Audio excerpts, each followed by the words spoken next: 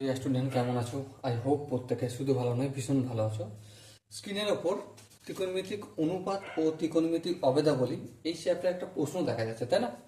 প্রশ্নটা কি বলেছে দেখো, বলেছে যে 5 sec theta into 1 plus sine theta into sec theta minus tan theta. Okay, so দেখো আমরা এখানে যে কাজটা করব, এর সরলতম মানটা বের করতে হবে। দেখো 5 ইন্টু সেক থিটার মানে কি 1 বাই কস থিটা, হ্যাঁ।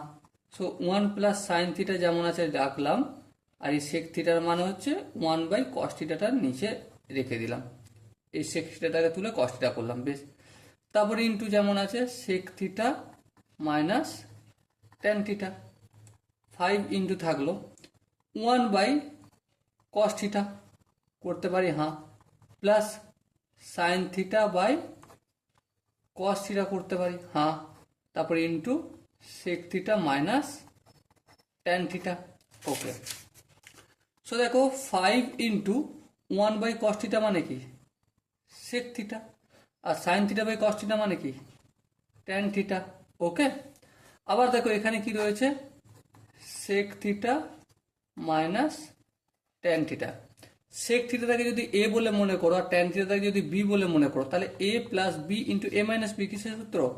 Obviously A square minus B square, মানে sec square theta minus tan square theta.